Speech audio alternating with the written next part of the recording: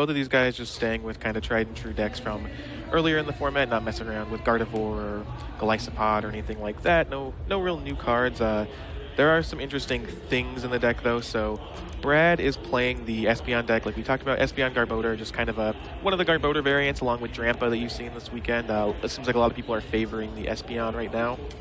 And then Pramawat, like we said, is playing the Decidueye Vileplume deck, just a huge deck, kind of innovated by John Kettler last year when Decidueye first came out. Typically, I think that the Decidueye deck has an advantage in this matchup. I think turn 1 Vileplume is just incredibly hard to beat. Honestly, you always have the advantage if you have turn 1 Vileplume. Yeah. Turn 1 Vileplume is incredibly hard to beat. Even like later turns, it can be difficult to beat. So normally I would give a slight advantage to Pramawat. However, I'm actually going to flip that around and give a slight advantage to Brad because he does have a Flareon in his deck from Ancient Origins, which will turn his Espeon GX into a Fire type and allow him to hit the Decidueye for weakness. So normally what's kind of a close matchup, but it definitely in Pramawat's favor. I now am bringing that over to Brad, as long as he can successfully get that Flareon out and ready to turn on the ability. And it looks like he might be able to do that because Pramawat's turn has been kind of anemic. 2 Trainer's Mails, not really hitting anything of note. And he had to play an N as a supporter for the turn, which kind of not really what you're looking for early on. You kind of want to play your hand down, get a Sycamore out, and he hasn't even seen a Force of Giant Plants or even a Rowlet. Yeah, one of the big advantages of this Decidueye Vileplume deck is the ability to play Forest of Giant Plants. That Stadium lets you evolve all of your grass Pokemon immediately and get a turn 1 Vileplume, and even a turn 1 Decidueye GX sometimes. Even I've seen turn 1 Vileplumes and 2 Decidueye GX. Like you wanna play out your hand, you want to get a lot of things onto the board. A turn 1 Vileplume, regardless of the matchup, I think pretty much any deck in Standard, a turn 1 Vileplume swings it to where you're probably 70% to win the game just immediately. And especially if you can follow that up with Decidueye GXs, doing Feather Arrows everywhere. It's incredibly hard to beat, but yeah, Pram does not have it. Yeah, you actually saw a Wonder Tag there from Tapu Lele GX, and that was his first actual deck search. So he was going through, seeing what he had. His original hand had 3 Decidueye GX in it, so that was the reason he couldn't really play a Sycamore. And so he just attaches Double Colorless and passes, and now it's on Brad to get things going. He has the Energy Evolution ability on Eevee, which is a really nice way to get a quick attacker out and do some damage. Yeah, Energy Evolution is one of the things that makes the Espeon deck so good. In addition to just being more an efficient way to search out an Espeon, it also, if Pram does ever get the Vileplume down, it kind of lets you search for Pokemon without having to play an Ultra Ball or something like that. So it's just kind of free ways to get Pokemon. And obviously, especially with Espeon in specific, you have the Psybeam attack for 1 Psychic, so you can just start attacking with the GX immediately. Like, you search it out, you're guaranteed to have it, and it's just very, very powerful. I've honestly been surprised that they keep repinning this Energy Evolution Eevee because there's so many good Evolution Pokemon, especially the GXs now. Yeah, it's definitely one of the best ways to kind of make those different things playable. All right, so we see a Wonder Tag from Brad. He opts to get the N. Usually you see the Bridget there, but it may be a sign of, well, my hand's not as strong, so I'll at least have the Espeon GX in play, and then I can just N. Yeah, it looks like Brad just didn't really have much going on, and if he had gotten a Bridget there, he would have set up his board a little bit, but wouldn't have been able to draw cards. Wouldn't have, yeah, no follow-up play. Yeah, for next him. turn would have been pretty bad for him. He would have been relying on the top of his deck, and he already has a Trubbish. Like, he has an Espeon and a Trubbish in play. This is not how. This is still a great turn. Yeah, this is not the ideal board setup, but you're fine just having your two main attackers in play and then playing an N. Especially when you know that Pramawat has a supporter in his hand. Yeah, he did Wonder Attack for the Guzma, which kind of didn't really matter because his hand was 4 supporters. The hand he has now actually looks amazing. Yeah, it looks a lot better. He's actually going to have ways to search out 3 Pokemon. level ball and a Forest of Giant Plants is what I think, or yeah. He's looking to have that explosive turn 2, which he was hoping for turn 1. And another Eevee hits the board for Brad, which could easily turn into a Flareon. Like we talked about, I think that's really going to be one of the keys to the matchup, is just turning that Espeon GX into both a Psychic and a Fire type and hitting basically Pramawat's entire deck for weakness. Yeah, you actually have the Ultra Ball in Brad's hand. He chooses not to play it. Maybe that might come back to bite him if Pram can get the Vileplume in play. He actually draws an Ultra Ball too. This hand is amazing. 3 level ball, Ultra Ball, Force of Giant Plants and a Shaman EX to round it all together. Yeah, this is so this is going to be very similar to what I think Pramawat would have wanted on turn 1, but still having all this on turn 2 is great. You're going to see the power of Forest of Giant Plants combined with these very powerful stage 2 Pokemon. Yeah, and we believe 3 Rowlet will be coming down, and at least the stage 1. Again, he's making sure what's in his deck, what he can afford to discard, what he wants to choose to get out. Talking with John Kettler with this deck a lot, he was like, well, Vileplume's really strong, but sometimes you need to get the Decidueyes because you play so many items that if you have Vileplume and play into Decidueyes, you kind of lose anyway. Right, yeah, that's kind of been the classic thing with the Vileplume-based decks is you want to get your other evolutions or your other kind of main attackers into play before the Vileplume so you can actually play cards. And look at Pramawat is going off here. Great. All right, there's a setup for 5. And remember, he still has not played a supporter this turn. He has a Tapu Lele and another Dartrix, so he can Ultra Ball, get a Gloom, get the Vileplume out if he wants to. Yeah, it looks like if he were to do that, the Vileplume would be stuck in the active position. Yeah, unfortunately, he drew both of his Revitalizers, which is kind of like those special charges in like the Vespiquen deck that he's used to playing, where if you draw them early, they're kind of useless, but late game, they're amazing. Oh, yeah, absolutely. You don't want... I mean, Pramawat's going to get a little bit of value here from discarding the Vileplume and getting it back with Revitalizer, but you definitely want to have those in the mid to late game, and you can just, oh, you knocked out my Decidueye or had to discard some pieces, I'll just get it all back. And let's see what he decides to go for here. He has a couple options. He does have the Tapu Lele in hand, but he could definitely go for Decidueye. He already has a Tapu Lele in his hand? Yeah. Okay, yeah, so I think Decidueye is the main call here. Like we said, if he were to get the Vileplume out, he would have it stuck in the active position, which is not at all what you want. So I think he's going to probably get a Decidueye, and then looks like he's pulling an end to the front of his deck too, so he's going to go ahead and play that Tapu Lele. Just save some time in shuffling. That's definitely the smart play, saving those Revitalizers for later on in the game. And he's just saying, you know, this doesn't guarantee me the Vileplume. I might not have it this turn, but I can't just evolve and have it stuck in the active without a float zone, without any way to get it out. He does have Guzma to eventually switch it, but you don't want to just have, you know, rely on yourself having to draw a Guzma, especially when you have a full bench, so you can't even tap a Lele or anything. So Pram taking a little bit of a smart play there that's just not as aggressive. Yeah, and one big, really the only addition other than Guzma to this deck is Acerola. That card seems like it'll come in huge in this matchup. Yeah, I think with the Espeon kind of, you know, spreading damage around or doing a small amounts of damage with things like Psybeam, I think just being able to kind of heal all that up and pick up the Pokemon is going to be huge. And then, of course, it's not really a cost for Pramawat to pick up the Pokemon because he just has Force of Giant Plants and can play it all down again. Yeah, and these players are very comfortable together. They most likely test together in the same circles. And Pram kind of might have a reading like, well, maybe he does have Flareon. If he does, I'm going to place that 20 damage on the Eevee anyway, kind of soften it up, because if that Flareon gets out, I'm in trouble. Yeah, definitely. That's something as you move into day 2 of the World Championship here, when you have so many elite players. There's definitely secrecy. There's, you know, definitely you want to have a strategic advantage, but these players are very familiar with each other. They played with each other at many events. You have to kind of, you hear rumors about what people are playing. You hear about what people are, what they've been testing. So there's definitely some information here that I'm sure these guys know about each other that you at home might not. All right, now it's on Brad to kind of combat that amazing turn that Pramawat had. He does have the option to try and divide GX, and we actually see the Flareon in his hand. Yeah, he does have the Flareon. He has a Guzma. Looks like he's just taking some time to decide what to do. He will play the Guzma and get that Decidueye GX in the active position. Just saying, I need to have that in the active. I want to start attacking it. There's the Floatstone coming down. Natural combo with Guzma. Yeah, now it's basically just free for Brad. It doesn't really matter. He just can retreat. And there's the Flareon. That's going to be really important. Again, turning all of Brad's Stage 1 Pokemon into Fire types, so they will hit the Decidueye GX for weakness. So now we will see a Psybeam for 120 damage thanks to weakness. And a Confusion. This is something that really hurts the Decidueye deck, is you kind of have these bulky Pokemon, and you rely on Acerola or Floatstone, but if you're not actually set up yet, this confusion can really hurt him.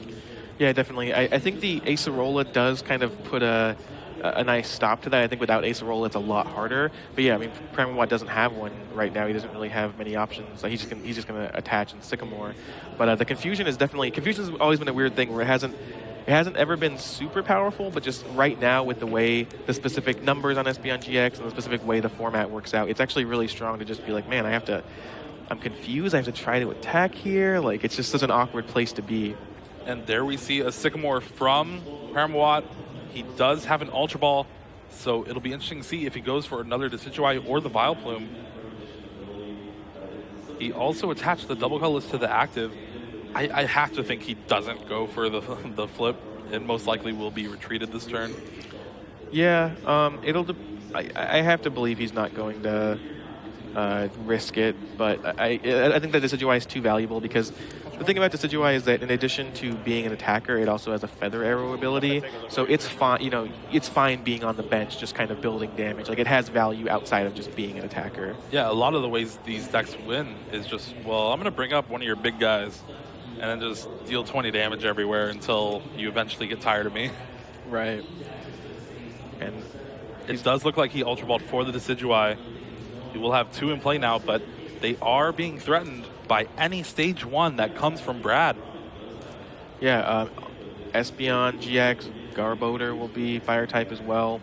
Speaking of Garbodor, how many items has Michael played? Yeah, that's another thing, is that these decks are not item light, and so if they have to play a lot of items to set up their Vileplume, they can definitely be punished by Garbodor, especially now with the Flareon, where you don't even need that many just to start taking knockouts.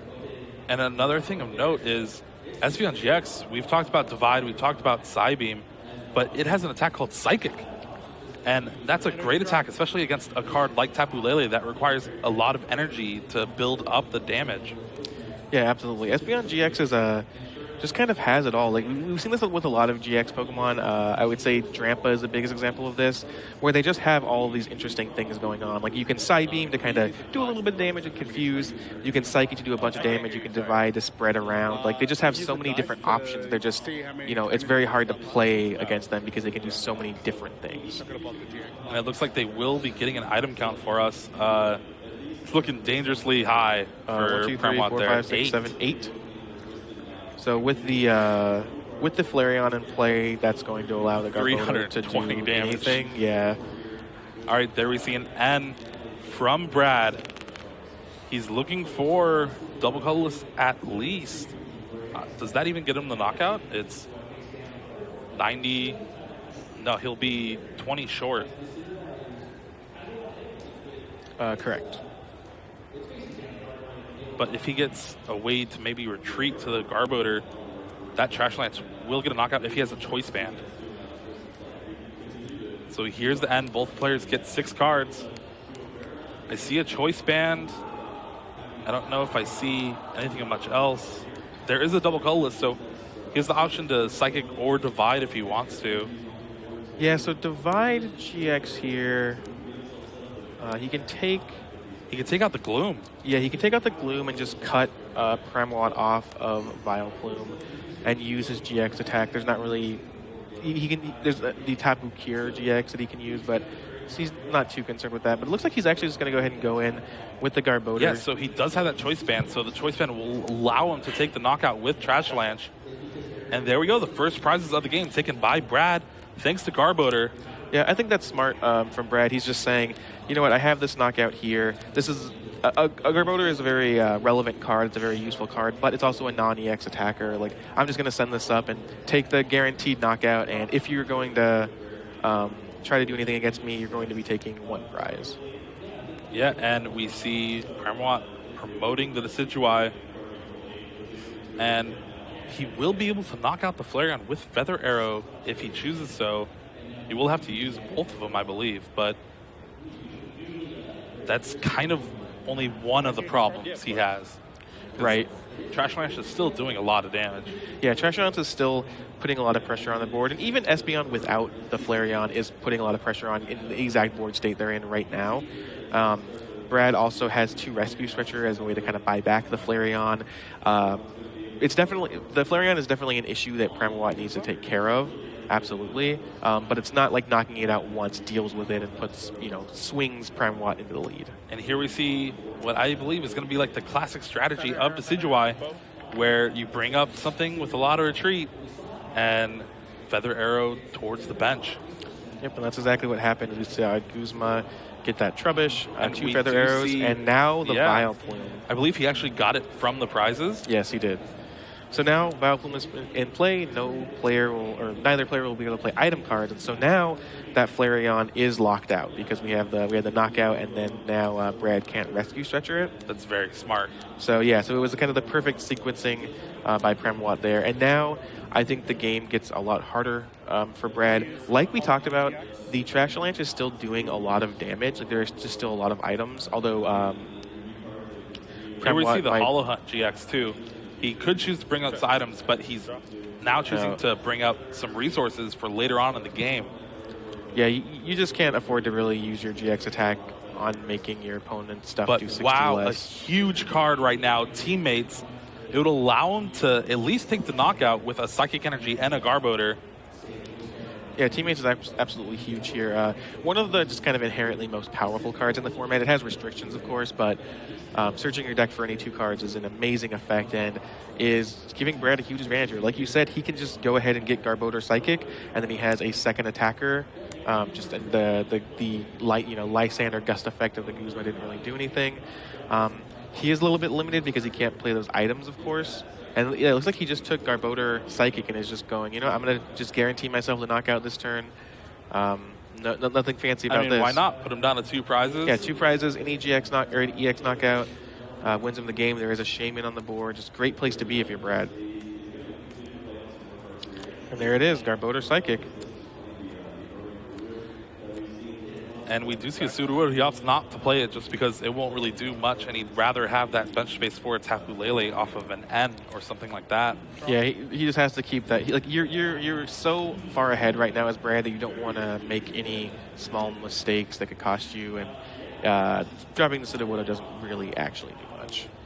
And now this is the kind of awkward position that Michael's in. Is Vileplume's in play, but he just took a huge knockout and lost a full Decidueye line. He has a Revitalizer in hand, but he can't play it because of his own card.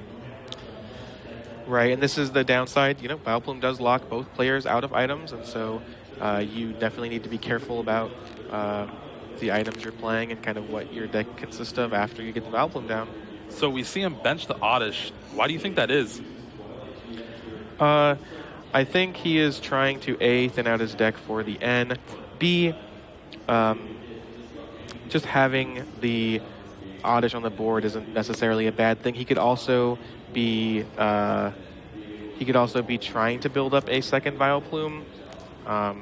He could also just be wanting to have something he can retreat into after the Shaman. Okay, Just yeah. So like the Sky Return into the Oddish. Yeah, like he doesn't want to send up, like he can't send up a GX Pokemon in case anything bad happens, or because then Brad can take a knockout potentially. And he it's doesn't kind want to of send up the Vileplume. a moot point because Brad would have to take 2 prizes to win anyway. Right, so so what I'm saying is he can Sky Return and he'll probably be sending up the Oddish, so just can't take so that Brad can't just win the game. So there's the Feather Arrow onto the Garbodor in the active and a Sky Return, 50 damage. Most likely bringing up this Oddish. Yeah, it's his only real option. It's the why it's on the board. He can't really do much else. Just like, here, take it. Yeah. All right, a Psychic Energy comes down on the Espeon GX. Brad is definitely in a huge position right now. Sycamore off the end, a fresh 7 cards. Yeah, Brad would have needed a Guzma / Lysander effect to just win the game here, but he's still in a commanding position. Pramawat has 5 prizes left. Brad is taking a prize this turn with 2 extra attackers set up. Like, Pram needs so much here, even with the kind of Hail Mary play of the Oddish. I don't think it'll actually end up mattering. All right, double colors coming down on the Decidueye. And we see another N. Yeah, there's not really much Pramawat can do right now. I mean, this is how, if Pramawat is going to win this game, this is how you do it, is you end Brad down to nothing. The problem is that Brad doesn't need cards in his hand, really. His board is just set up so play well. Anything. He's just like, yeah, I'll attack. Even if this Garbodor gets dealt with, he has another Garbodor, he has the Espeon, he has a Trubbish that he could draw a Garbodor to play. Like, he just, Brad already has so much just on the board right now that he doesn't need more. All right, there's the N, and it's not much. It's a bunch of a bunch of supporters and Decidueye. And he's already doesn't have any grass. He already attached for the turn, too. Yeah, already attached. We'll probably just see a Feather Arrow and a pass, and then Brad's just like, yeah, that's what I want to see. Yeah, I mean, Pramawat is making actions. He's putting pressure on Brad, but there's nothing. Pramawat would have to have so many things go right for him here. Just an unbelievable amount of things to actually take the game, because at a certain point Brad is, I'll just attack. I'm going to do damage to you. It's not a knockout, but... At what point would you consider conceding the game if you're Pramawat? So the thing is that you have... There's still plenty of time left in the round, in a way. This game has taken sort of a long time. If I were Pram, I would have already conceded, but I think that Pramawat is just kind of playing until the very last moment. I think he's trying to see if there's any way that he can pull this out. And this sort of sounds weird to say, but if Brad wins, it'll be in not that much longer, right? Like, you might as well play out the last turn or two just to see if anything happens. Yeah, there's also an argument C. Well, what if Brad plays a card that I don't know about? Sure. That's definitely relevant as well. But it's definitely kind of a 0% chance for Michael to win this game.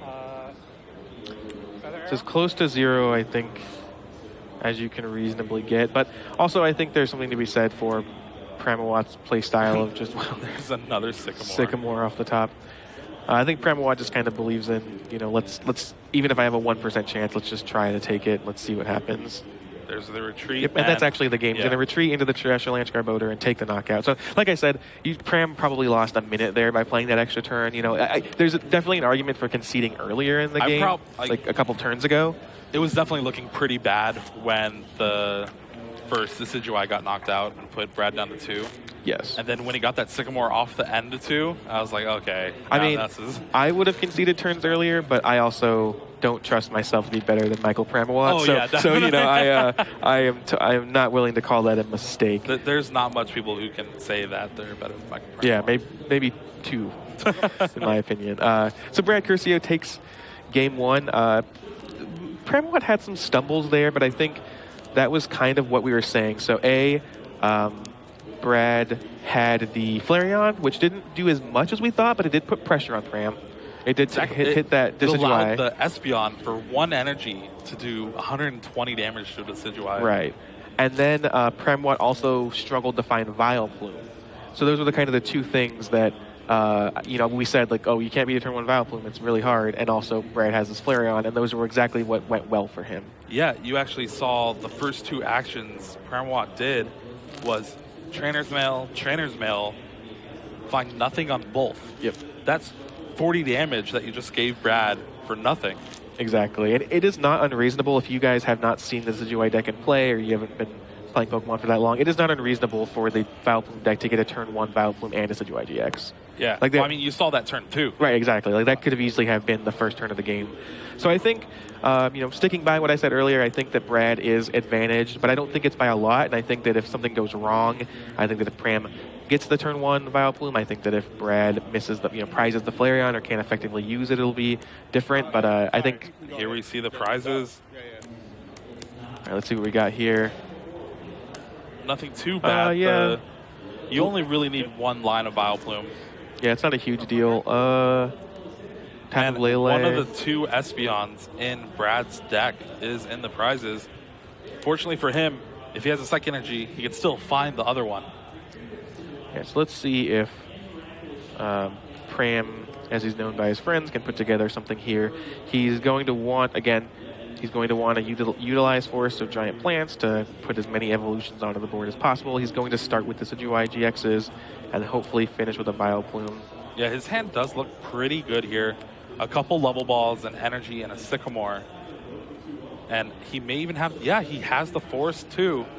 So yes, here we're seeing turn one a Decidueye. turn 1, stage 2, 240 HP Pokemon on the board on turn 1. This is one of the reasons why Force Giant Plants is actually getting banned and expanded once it rotates. Yeah, so incredibly powerful card, lets you kind of, break the rules of the game inherently. And when when you combine it with these very powerful grass-type Pokemon, this is what happens. Is Pramawat's going to have a stage 2 GX in play. He's going to be able to put 20 damage on the board with Feather Arrows at the very least, too. This isn't the end of his turn. He still has a Sycamore in hand.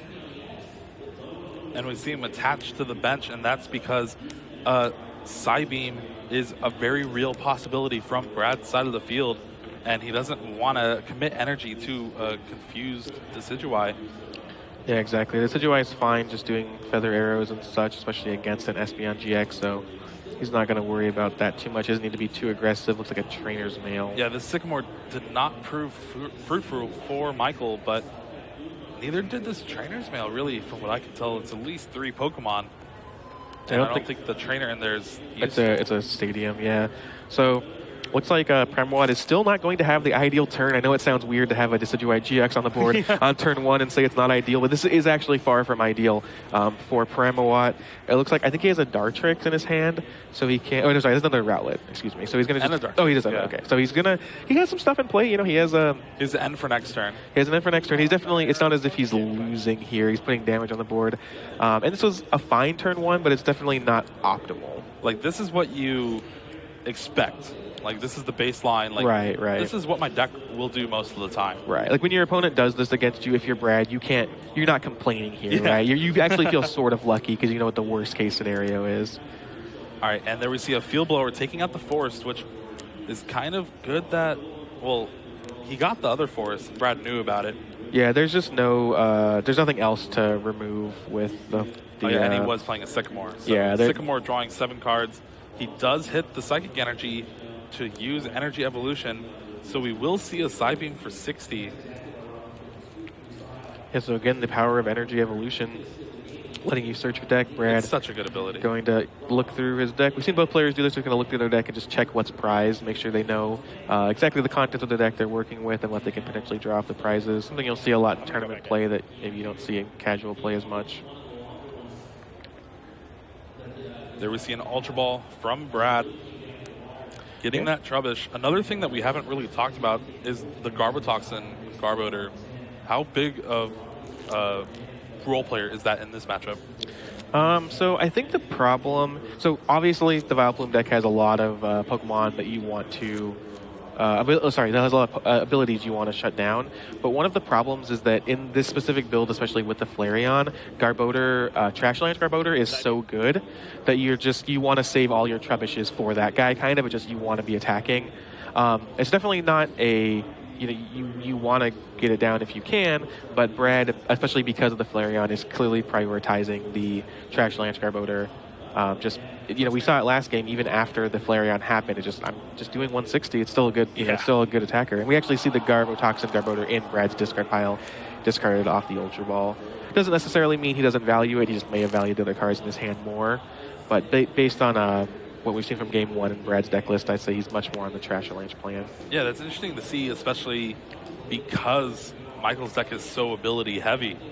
And we see the Field Blower come down from Michael, getting rid of the Choice Band, which is pretty big. It kind of adds a lot of damage dealt to these Decidueyes, and then plays the Forest again and an N. And now we see his hand. He has a Decidueye. He has a level up. He could get another Dartrix and get a 3rd Decidueye if he chooses to. Yeah, so this is another part of why this deck is so powerful, is that I think people tend to talk about Vileplume because Vileplume is just this very frustrating card to play against, very powerful card. But even if you don't have Vileplume, Decidueye is just incredible when you can play them so quickly. Right now, Pramawat, without using his attack, without using any energy, will just be doing 6 damage counters around the board, basically however he wants in pairs of 2. And there we see a setup from Shaman EX, drawing 4 cards. Has a Revitalizer, but no grass Pokemon in the discard. And I think there's 5 or 6 items. But thankfully, with 3 Decidueye in play, he's able to take a knockout on the Eevee on the bench. Yep, so this is, again, not attacking. That confuse Decidueye. It doesn't matter. I'm just going to take a knockout. I'm going to put 20 on this Trubbish. If you can't evolve the Trubbish next turn, I'm going to knock it out. Like, Pramawat is just not risking anything, right? Normally, I'm attacking with a Pokemon. That means I've put energy onto it. If it gets knocked out, I lose my energy. I lose all these cards. But with Pramawat's position here, with the Decidueye GX, he's just saying, I'll Feather Arrow around. Doesn't really cost me anything. They're just out. This one can stay active forever until you knock it out. I don't care. I have this other one built up to start attacking when I need to. It's just the Decidueye GX is an incredibly powerful card. And one thing that Pram actually did was he didn't really find a way to get that Decidueye out of the active to attack with like Razor Leaf or something like that, but you also don't really want to. He plays 3 Acerola. So he could just, I'm going to soak up some more damage. And then Acerola, you get to use Feather Arrow twice with that same one. Exactly. You can Feather Arrow, Acerola, drop it back down, Feather Arrow again. It doesn't matter. And even if he didn't have Acerola, it's just sort of like I was saying before, who cares, right? Like, you can damage this one. I don't really care. I'm not putting anything into it. I'm just Feather Arrowing around. I do think he has the Acerola in hand, actually, too, which will be big. Yeah, and there we see a Wonder Tag from Brad. He's eyeing down that teammates. Yeah, so, the Eevee was knocked out with Feather Arrow, so Teammates is live.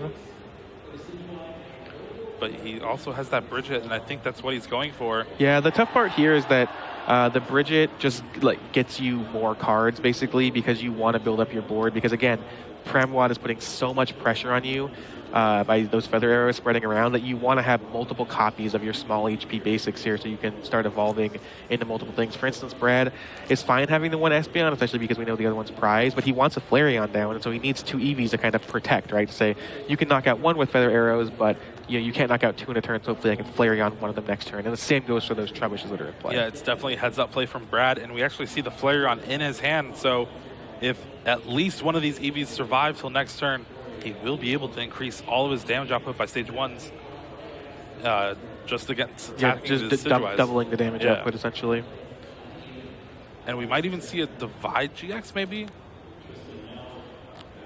We could. It depends on what Brad plans to do. Divide can definitely get better once he can actually start taking big knockouts with it.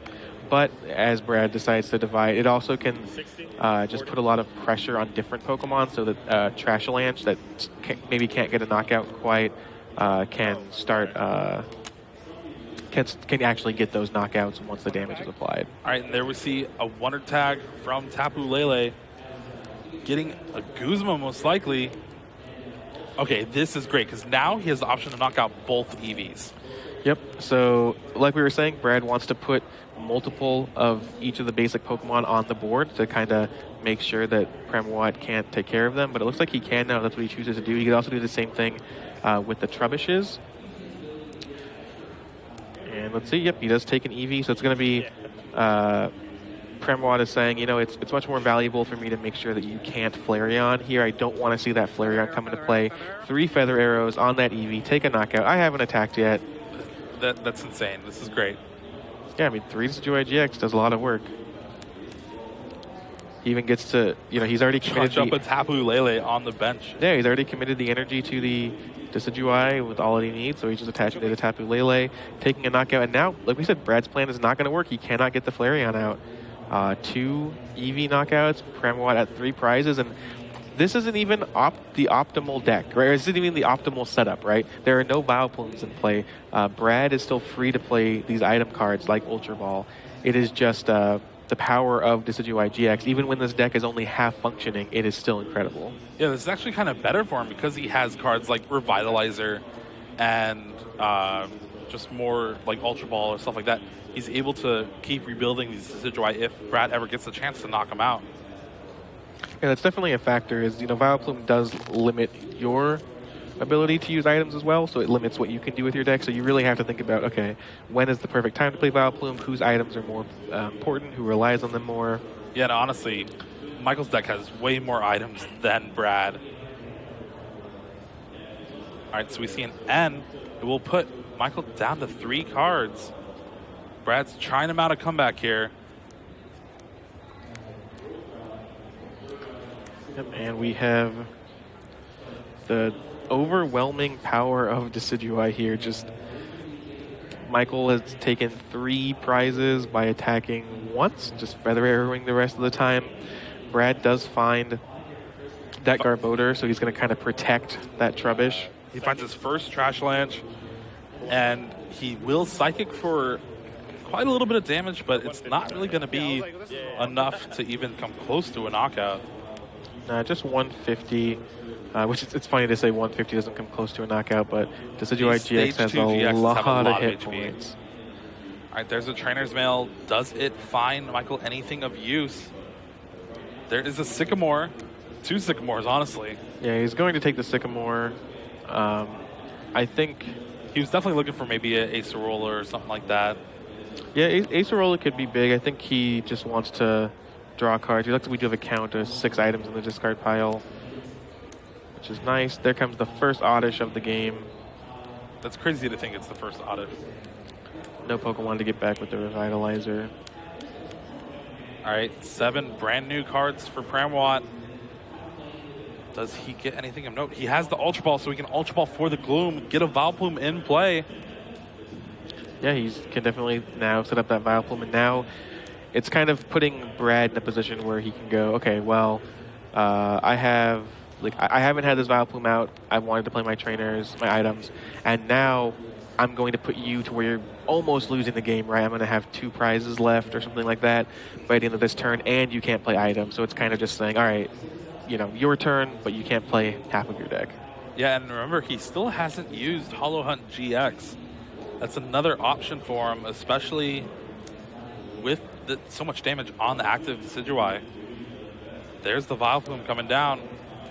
Let's see what he decides to do. He has ability to Hollow... Well, he's going to Feather Arrow and place those first. But he has the ability to retreat Hollow Hunt with the bench Decidueye GX and kind of say, you know, I have an Acerola in my hand, so I can kind of... I can kind of save this Decidueye with all the damage on it and replay it next turn. He can also put more pressure on the board by attacking and just giving up the Decidueye. He also has that Tapu Lele on the bench. But no, he decides just like, this is a sacrificial lamb. I'm fine with it getting knocked out. Yep. Razor Leaf. Yeah, putting a lot of pressure on so that he can not take all 3 prizes next turn with 2 Feather Arrows onto the Trubbish, and then an attack onto the Espeon. Oh wow, that's great. All right, here we see an end, but like you said, he has everything he needs on board. It's kind of how Brad was game 1, where he didn't really need to play anything off these ends. Yeah, exactly. He just the end is going to draw Brad a lot of cards and put Pramawat down, but again, we're just nothing. Who cares? We don't need cards in our hand. We just have all the cards on the board, basically. And Pramawat's hand is completely dead. He just has 2 Pokemon and a trainer's mail, but it's likely not going to matter. And I see a lot of items in Brad's hand also. So we're going to see 140 damage. We're going to take the knockout here, just doing a quick count. 4, 5, 6, 7, 8. So 160. Either way. Let's see. A game winner right now is a Guzma off the top. But he still can just kind of sit back, maybe Hollow Hunt. Well, he's in a similar position as Brad was in the last game, which is, yes, he has ways to win this turn, but he can also wait a turn. Brad is in a better position than Pram was last game, being behind. Like, I just don't think Pram was ever winning that game, whereas I think Brad can still maybe have outs here. But it's not like he needs to really rush, right? Yeah. So there we see double Feather Arrow come down on the active, and then an Energy Drive for the knockout. Now, Pramawat has 2 prizes left to Brad's 4, and a lot of damage on his field for both players, honestly. And Brad considering what to do now. It looks like he is going to go ahead and promote a Trubbish. Consider the Tapu Lele, but decides, you know what, this Trubbish is probably not long for this world. Let's see if we can get something going on. Looks like we just have a bunch of item cards in Brad's hand. He does have a Tapu Lele as well, but just him fanning out, there's just so many items. And this is the one thing that really hurts when you're playing against decks with Vileplume in it. That Allergy Pollen shutting off items means a lot of your deck is unplayable. But here we see a Wonder Tag again, most likely for teammates. He was eyeing it earlier, but chose Bridget instead. It may come back to help him now. Yeah, just a very, very powerful card. Probably the best option here. You know, he can play something like a Sycamore and draw more cards, but so many cards in his deck he just can't play because they're items. So he may as well take the teammates, guaranteed get what he needs. Yeah, unfortunately for Brad, he is 10 damage short of knocking out this Tapu Lele GX with a Trash Lanche. He has a Choice Band in hand, but is unable to play it because of the Vileplume. There's the teammates. I knew. Man, this 10 damage is going to come back to bite him. Did you see what he grabbed with the teammates? I actually It looked like a missed it. Trubbish and something else. Gotcha. So yeah, Brad with just over 9 minutes. A on the Trubbish and a clock. Garbodor. All right, so we're going to see an Acid Spray. Trying to discard the double colorless from the Tapu Lele. Here we go. And a Tails. Tails. Wow. All right, now the ball's back in Pram's court. There's an Acerola. Does that do anything? So he can... It gives him another Feather Arrow if he chooses or to pick up the Tapu Lele. He's really just trying to take the knockout on the Espeon GX since it's already heavily damaged. But it has 90 hit points left.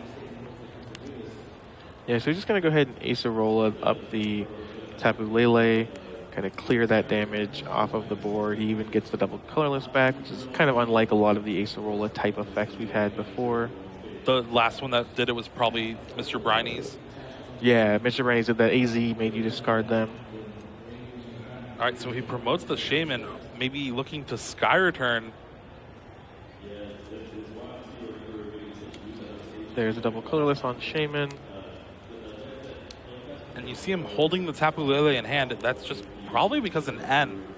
Yeah, he just wants to give himself the basically highest density of good cards, live draws left in his deck if he happens to get end or anything goes wrong, or even if he needs, you know, a Guzma next turn or something like that. No real reason to play it before you know exactly what you want to get. All right, so with this Sky Return, do you promote the Vileplume or the Rowlet? I think you have to, yeah, he's choosing to promote the Vileplume.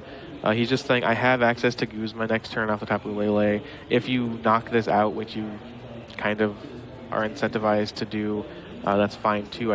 I'll get my turn of items, right? Yeah, my deck is now live again. I can go through it really fast. You won't have a turn. It looks like Brad's actually just going to go ahead and concede. He's saying, you know what, the game's not quite over yet, but time is just dwindling down, and I'm not going to be able to win this one. 7 minutes left for game 3. So this is actually interesting, too, because there are... so last game we were saying, you know, Pram can hang on for a little bit longer because if Brad wins, it's going to be kind of quick. And that was kind of the opposite, right? Where if Pram were to win that game, it could easily take 5 more minutes just because he has to make Feather Arrow decisions, especially if the Vileplume gets knocked out. He can play item cards. Like, there are a lot of things that Pram can do to whittle down the clock. So... it was wise of Brad to concede there. Unfortunately, it probably means that we're not going to finish this game, or finish this match rather. We do have 6 minutes, so it could happen. But you know, we've used 44 minutes of the clock on these 2 games so far, and neither of them actually came to like a natural conclusion. So I think that's going to be pretty tough. But you never know what can happen.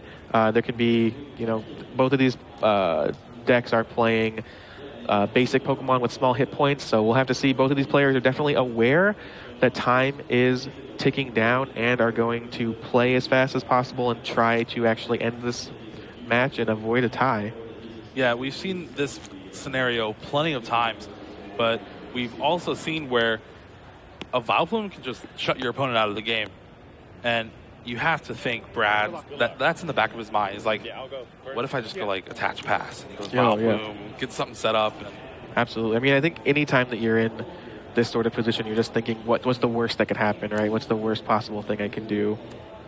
And you actually see Brad start with the Eevee again, his ideal starter in this matchup.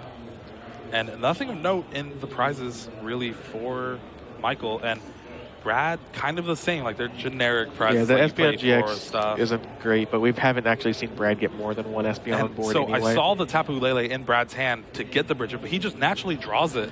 And now this is like, well, okay, you're not going to kind of like cheat me out of a game. Now like you have to actually beat me. Yeah, we were just talking about how things can go wrong. Like, oh, what if I just don't have Pokemon on the bench or anything, and I get benched out. But now with Brad having 4 Pokemon in play, that can't really happen. We do have a lot of time left. I mean, not a lot of time left, but we do have 5 minutes left, so there are going to be multiple turns played for each player. At least like 3-4, depending on how good Pramawat's turn is. Yeah, that's a thing you'll see a lot. When there's a little bit less time left, or even just when time has been called going into Game 3, players will just do whatever they can to get as many Pokemon on the board as possible and just say, I'm not going to win this game, I'm not going to lose it either. So there is some room for actually playing the game here, but we have so little time left. And you actually saw that Brad did not have the Psychic Energy for Energy Evolution, and didn't have an Energy Attachment at all. So that kind of puts him behind a little bit, and now he's going to have to play catch-up. Yeah, we'll see. The unfortunate thing here going down to such low time is that, as you alluded to earlier, Pramawat's turns just kind of take a long time usually.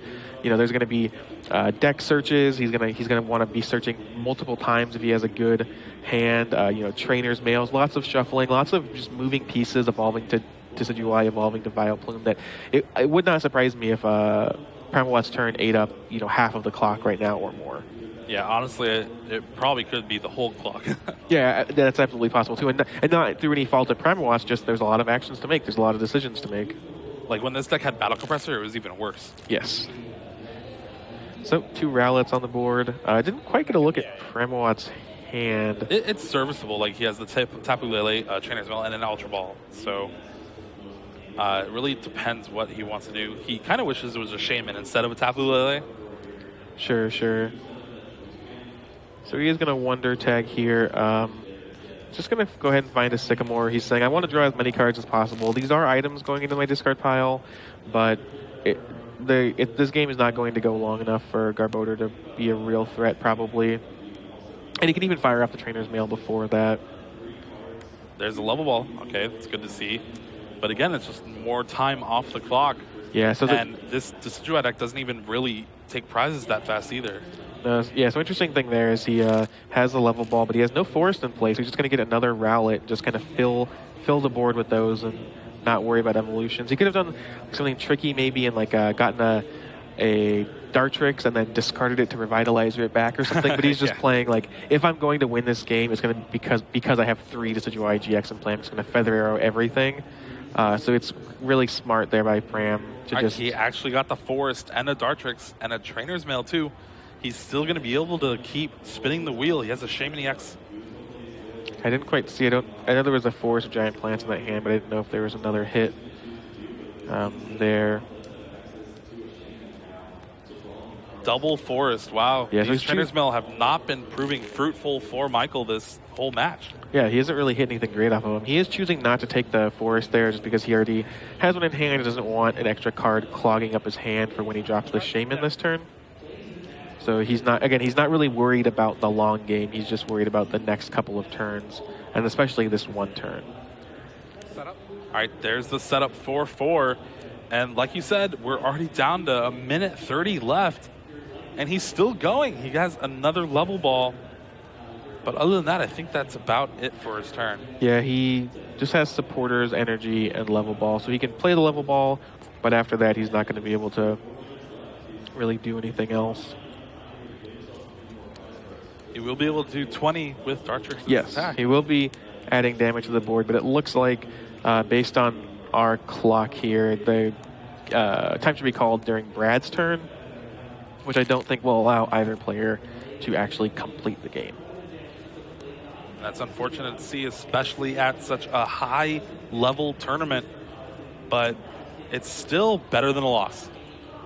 Yeah, absolutely. It's not where you want to be, but you'd still prefer it. It looks like, just attacking there, passing back to Brad as we have just under a minute left in this match. And these players both just kind of still have to play the game, right? Once time gets called, I would expect to see just like a shrug and a handshake. But right now, they don't know how much time is left exactly. They know that it's short, but they're just trying to play and just see what happens, and maybe they're wildly miscalculating the time, right? We've seen a lot of shrug and handshakes in our careers. Yes, absolutely. All right, there's an Ultra Ball getting the Flareon. So this is looking pretty good for Brad if this game would have gone on longer. Yeah, it looks great for Brad here. He has the Flareon in play. If he finds a Psychic, which he does, he Yeah, can it get was that the first Espeon. card.